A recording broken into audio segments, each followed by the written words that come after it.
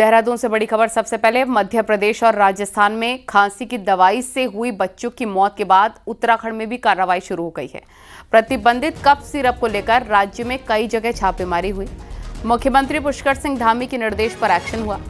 प्रदेश भर में medical stores पर एफडीए ने छापेमारी की और केंद्र की एडवाइजरी को उत्तराखंड में लागू किया। सरकार ने डॉक्टर्स को साफ निर्देश दिए हैं कि बच्चों के लिए प्रतिबंधित कफ सिरप यानी खांसी की दवाई ना लिखें।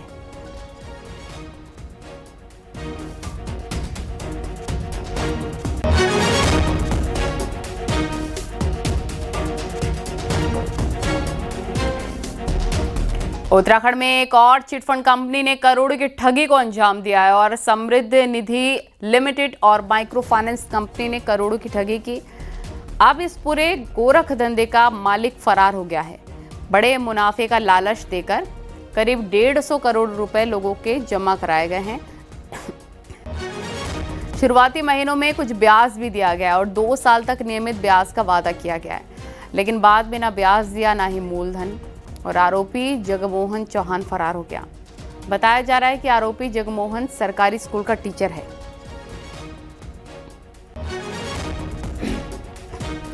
हमने लगभग 150 करोड़ इनको दिया है इस 3 साल के अंदर, जिसमें से लगभग 100 करोड़ के आसपास इन्होंने हमें रिटर्न किया है और जो भी इनका खर्चा हुआ होगा अगर मान के चले तो लगभग 47 करोड़ आज भी पब्लिक का इनके पास है। ओनरशिप थी जिसकी जो उसने कंपनी बनाई थी यहाँ पर दून समृद्धि निधि और अन्य नामों से, और पूरी जो उसके 8 खाते हमें मिले थे 8 खातों को फ्रीज कर दिया गया है।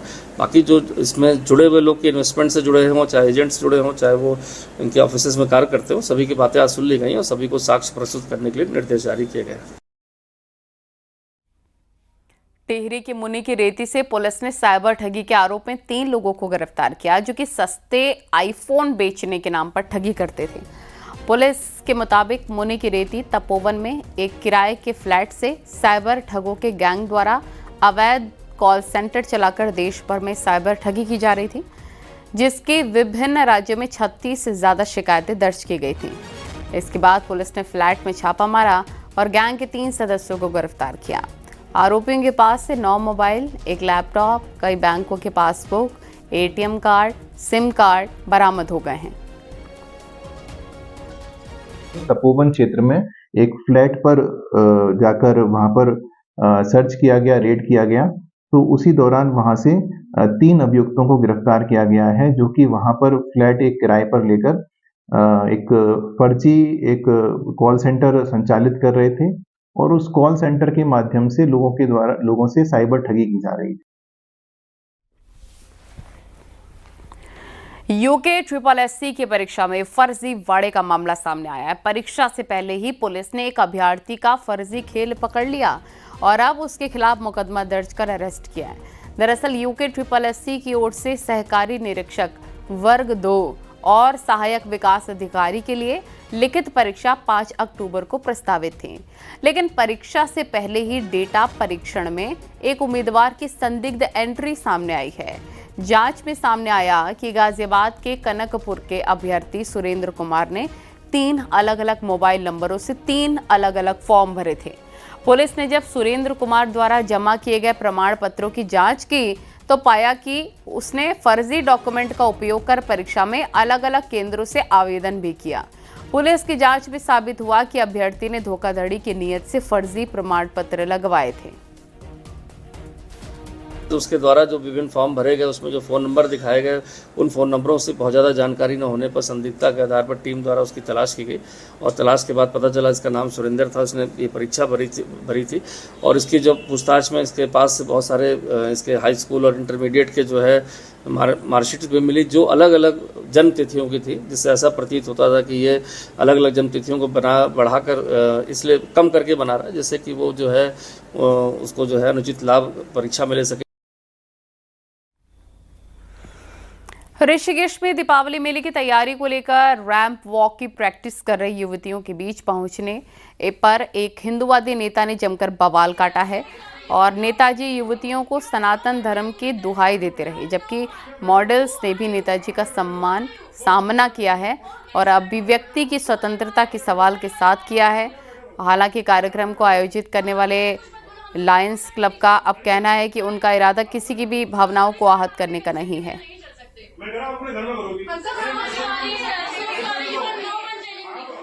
शहर की प्रतिभा को मौका देते हैं कि वो आए और परफॉर्म करें।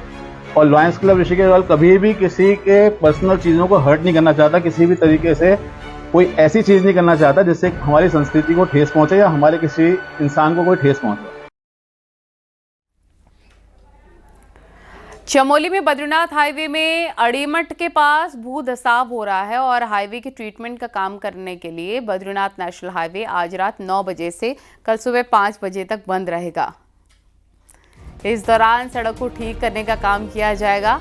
अड़ीमठ के पास सड़क खराब होने की वजह से कई बार जाम की स्थिति भी रही।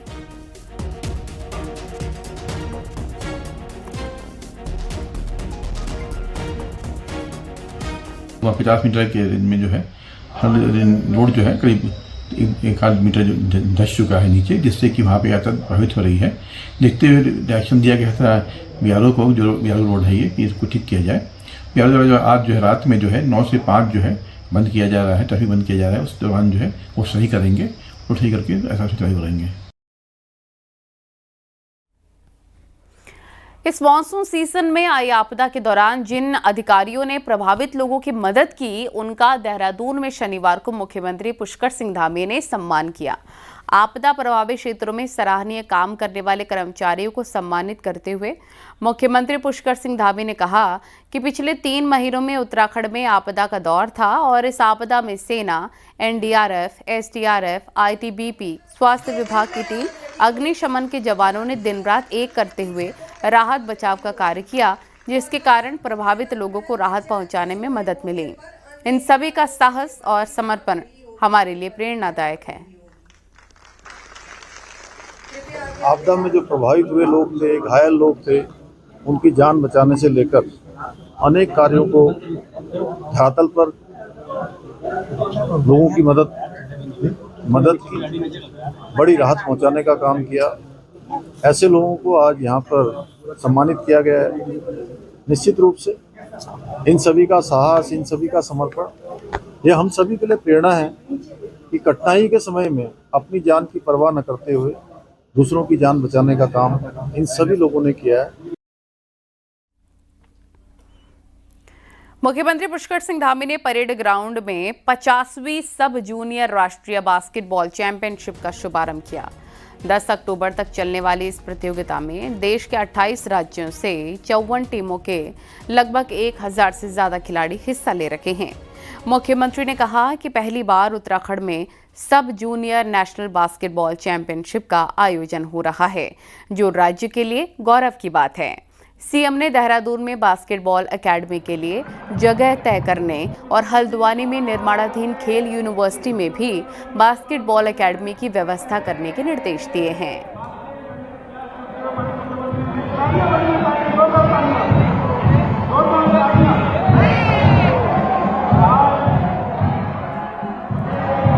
तो देखिए, गोल करने की कोशिश कर रहे हैं सीएम पुष्कर सिंह धामी और बास्केटबॉल में आप उनको कोर्ट में देख रहे हैं। सीएम ने गौरव का पल इसे बताया है और फाइनली उन्होंने बास्केट कर लिया है। 50वीं सब जूनियर प्रतियोगिता थी ये।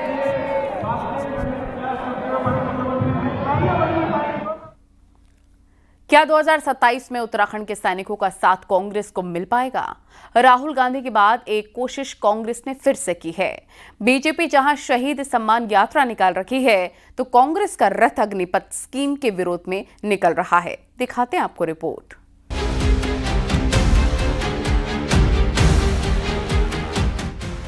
रविवार को गढ़वाल राइफल्स के रेजिमेंटल सेंटर लैंसडाउन में शहीद सैनिक सम्मान यात्रा का समापन होगा, तो सीएम पुष्कर सिंह धामी और सैनिक कल्याण मंत्री गणेश जोशी मौजूद रहेंगे। पूरे प्रदेश से सैनिक शहीदों के घर की मिट्टी वैसे देहरादून के सैन्य धाम आएगी, लेकिन संदेश पूरे प्रदेश में जाए, इसके लिए लैंसडाउन को चुना गया है। वहीं देहरादून से अग्निपथ योजना के विरोध में कांग्रेस का रथ भी गढ़वाल दौरे पर शनिवार को निकला है। सोमवार को कांग्रेस का ये रथ भी लैंसडाउन पहुंचेगा, जहां पूर्व सीएम हरीश रावत शामिल होंगे। शहीदों के परिजनों को ताम्रपत्र देकर माननीय मुख्यमंत्री जी द्वारा यहां पर सम्मानित किया जाएगा। क्योंकि हम सैन्यधाम का शीघ्र ही लोकार्पण करने जा रहे हैं। वो लगभग बनकर तैयार हो गया है। सैन्य कांग्रेस है, मैं उसको सैल्यूट करता हूँ कि उन लोगों ने जो यात्रा निकाली है जन जागरण के लिए अग्निवीर योजना के खिलाफ और सैनिकों की जो समस्याएं हैं उनको लेकर के पूर्व सैनिकों की, मैं उसमें कहीं न कहीं जरूर सम्मिलित होना चाहता हूँ और मैंने उसके लिए जय हरिखाल को चुना। यानी एक दिन के अंदर में बीजेपी और कांग्रेस लैंसडाउन से सैनिकों को साथ होने का संदेश देंगे।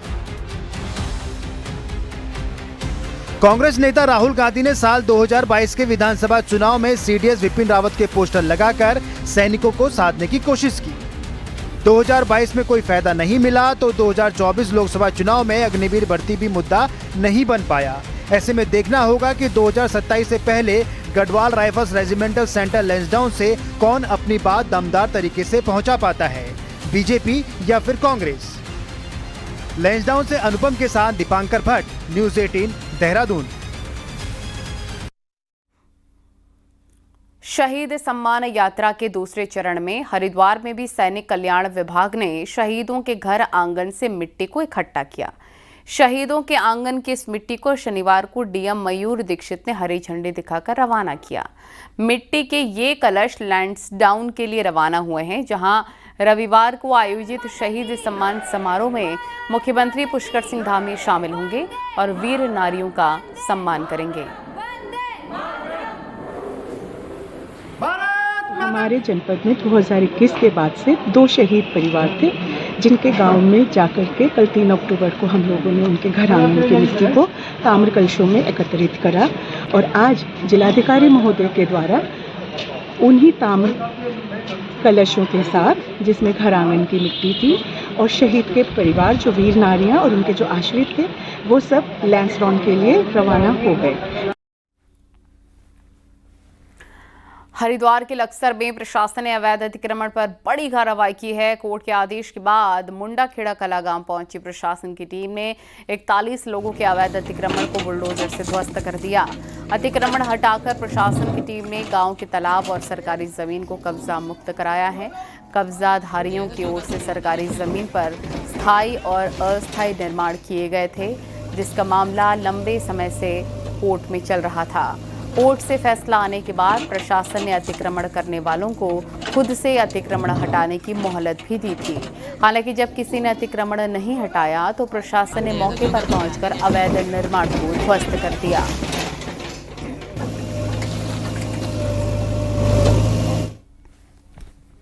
विकासनगर से बड़ी खबर है। यहां पर झाझरा और ईस्ट ऑफ टाउन में अवैध अतिक्रमण पर बुलडोजर गरजा है। और बता दें आपको, सरकारी ज़मीन पर अवैध अतिक्रमण को तहसील प्रशासन ने बुलडोजर से ध्वस्त कराया है। करीब 1 बीघा सरकारी ज़मीन पर भूमाफियाओं ने कब्जा कर रखा था।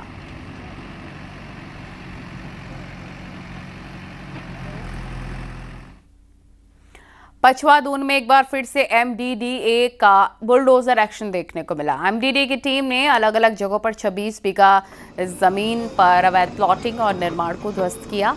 वहीं 6 जगहों पर बने अवैध भवनों पर सीलिंग की कार्रवाई भी की गई।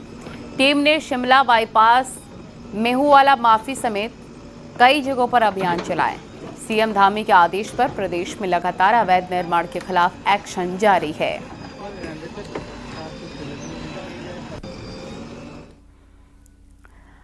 हरिद्वार में प्रशासन ने अवैध खनन के खिलाफ कार्रवाई की। लक्सर तहसील के गांव नेहंदपुर में अवैध खनन की शिकायत पर स्टोन क्रशर को सीज किया गया। इसके साथ ही भगवानपुर तहसील के दौलतपुर में भी एक स्टोन क्रशर पर कार्रवाई करते हुए सील किया गया। इसके साथ ही दोनों स्टोन क्रशर पर जुर्माना भी लगाया गया। क्रशर्स में अवैध खनन के माल की उनको बरामदगी हुई थी, सूचना प्राप्त हुई थी, तो वहाँ पर हमारी टीम ने निरीक्षण किया और एक स्टोन क्रशर लक्सर में और एक भगवानपुर में उसको सीज किया गया है और साथ ही जो भी पेनल्टी होगी वो उन पर लगाई जा रही है। इसके अतिरिक्त जगह जगह हमारी टीम जो है इलीगल माइनिंग के खिलाफ कार्रवाई कर रही है। नैनीताल में डेमोग्राफी चेंज को लेकर जीआईएस सर्वे में चौंकाने वाला खुलासा हुआ। अब पालिका ने नोटिस जारी करके डॉक्यूमेंट्स तलब कर लिए हैं। ये पूरा मामला क्या है, इस रिपोर्ट में आपको दिखाते हैं।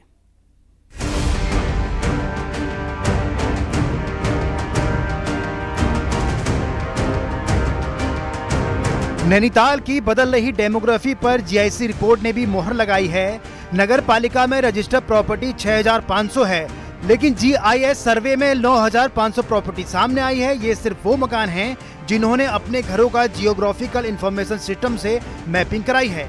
ऐसे और भी कई घर, दुकान, होटल हैं जिन्होंने इस सर्वे से खुद को दूर किया और सर्वे की टीम को पूरा ब्यौरा नहीं दिया। अब नैनीताल पालिका ने ऐसे सभी घरों को नोटिस जारी करके 15 से 20 दिनों के अंदर पूरा रिकॉर्ड मांगा है। अभी फिलहाल इन लोगों से नोटिस के माध्यम से रिकॉर्ड मांग रहे हैं कि उनकी प्रॉपर्टी कैसे, कहां से आई और कितनी है। बहुत सी ऐसी जमीनें हैं जो हमारी राज्य सरकार की नजूल भूमि है या नगर पालिका की अपनी खरीदी हुई भूमि है, तो उससे एक तो ये क्लियर हो जाएगा कि हमारी प्रॉपर्टी पे कितने लोग बैठे हुए हैं और राज्य सरकार की प्रॉपर्टी में अनऑथराइज कितने लोग बैठे हुए हैं। तो इसका इसलिए नोटिस के माध्यम से पेपर्स मांगे गए हैं।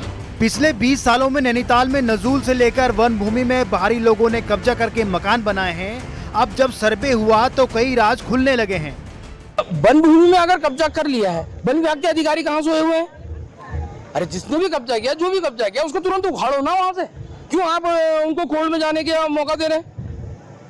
आप जैसे ही अतिक्रमण कहीं पे हो रहा है, नगर पालिका की भूमि पे हो रहा है, वन विभाग की भूमि पे हो रहा है, किसी की निजी भूमि पे हो रहा है, तुरंत उसको उखाड़िए। जो नक्शे पास नहीं है, जिन्होंने अवैध तरीके से मकान बना दिए, बाहर के लोग हैं, तोड़िए ना उनके मकान। आपने सील कर दी, आपने अपनी जेब भरी और उसके बाद चुप। नगर पालिका का साफ कहना है कि नोटिस का जवाब नहीं मिलने पर एक्शन जरूर होगा। नैनीताल शहर की डेमोग्राफी को लेकर चिंताएं पहले से थी, लेकिन जीएसआई की रिपोर्ट में जिस तरह से अचानक मकान बढ़े हैं, ये एक संकट नैनीताल के लिए पैदा कर रहा है। वो भी ऐसे वक्त में जब कैरिंग कैपेसिटी शहर की 2010 में पूरी हो चुकी है। हालांकि नगर पालिका ने ऐसे मकान मालिकों को नोटिस दिया है। अगर सही से जांच हुई तो कई तथ्य और खुलकर सामने आ सकते हैं। वीरेंद्र बिष्ट, न्यूज़ 18, नैनीताल। गढ़वाल से सांसद अनिल बलूनी के अथक प्रयासों से चमोली के लोगों को डबल सौगात मिली है। चमोली के दूरस्थ स्वाड़ गांव में अब केंद्रीय विद्यालय खुलने जा रहा है। कुछ दिन पहले ही मोदी कैबिनेट ने चमोली के स्वाड़ गांव में केंद्रीय विद्यालय खोलने की मंजूरी दी थी। इसके बाद अब केंद्रीय विद्यालय संगठन ने भी केंद्रीय विद्यालय खोलने के लिए निर्देश पत्र जारी कर दिए हैं। जोशीमठ के रवि ग्राम में मिनी स्टेडियम भी बनने जा रहा है। मिनी स्टेडियम के लिए भी अनिल बलूनी लगातार प्रयासरत थे और फाइनली इसे भी मंजूरी मिल गई है। इन दोनों ही बड़े कामों के लिए स्थानीय लोगों ने अपने सांसद अनिल बलूनी का आभार जताया और अनिल बलूनी के समर्थन में नारेबाजी भी की और धन्यवाद अनिल बलूनी के नारे भी लगाए।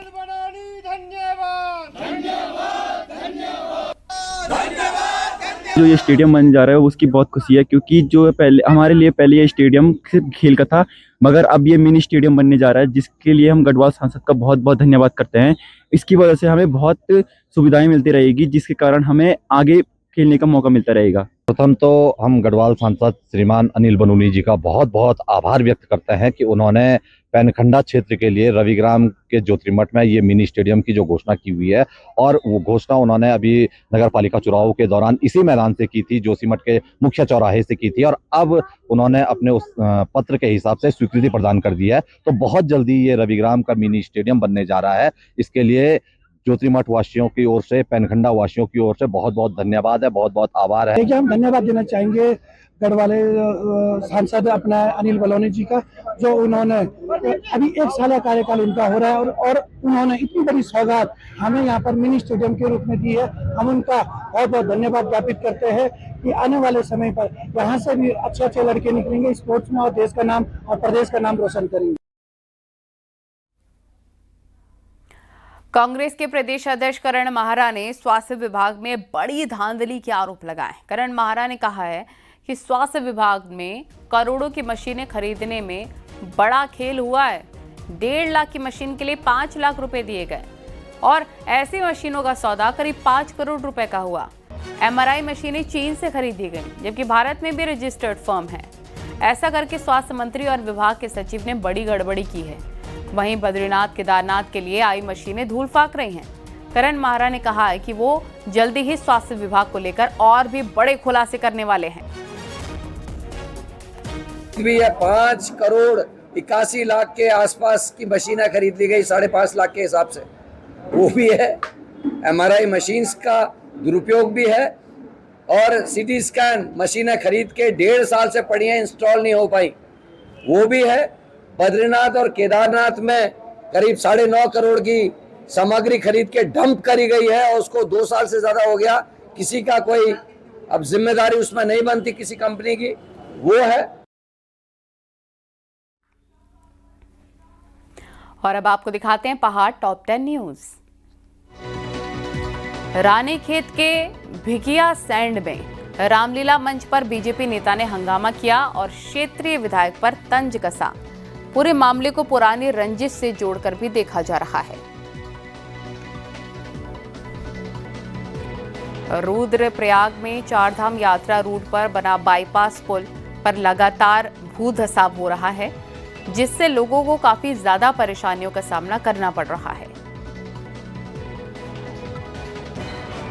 हरिद्वार के महिला अस्पताल में महिला की डिलीवरी में लापरवाही के मामले में राज्य महिला आयोग का कहना है कि पीड़ित महिला की डिलीवरी फर्श पर नहीं बल्कि तय प्रोटोकॉल के मुताबिक हुई थी। अल्मोड़ा में बीजेपी के प्रवक्ता सुरेश जोशी ने 2027 विधानसभा में फिर से बीजेपी की सरकार बनाने का दावा किया है। कहा, जनता से किए सभी वादे पूरे किए गए। लैंसडाउन में रविवार को भव्य शहीद सम्मान समारोह का आयोजन किया गया। समारोह में 71 शहीद परिवारों को मुख्यमंत्री पुष्कर सिंह धामी द्वारा ताम्रपत्र देकर सम्मानित किया जाएगा। रुड़की की सोनाली नदी में पुल बनने का काम शुरू हुआ है। 38 करोड़ की लागत से नया पुल बनने जा रहा है। पुल 9 महीने में बनकर तैयार हो जाएगा। अल्मोड़ा में सहकारिता मंत्री धन सिंह रावत ने सहकारिता मेले में शिरकत की है। मंत्री ने कहा कि सभी जिलों में सहकारिता मेले का आयोजन किया जाएगा। उत्तरकाशी के रामलीला मैदान में महाभारत युद्ध के दौरान का चक्रव्यूह मंचन किया गया, जिसे देखने के लिए बड़ी संख्या में स्थानीय लोग पहुंचे। रुद्रप्रयाग में विभिन्न स्कूलों के छात्र छात्राओं ने जागरूकता रैली निकाली, लोगों से नशे से दूर रहने की अपील की। अल्मोड़ा में स्वतंत्रता संग्राम सेनानी विक्टर मोहन जोशी को उनकी पुण्यतिथि पर लोगों ने श्रद्धांजलि दी। मोहन ने पत्रकारिता के माध्यम से भी समाज में अलख जगाई थी।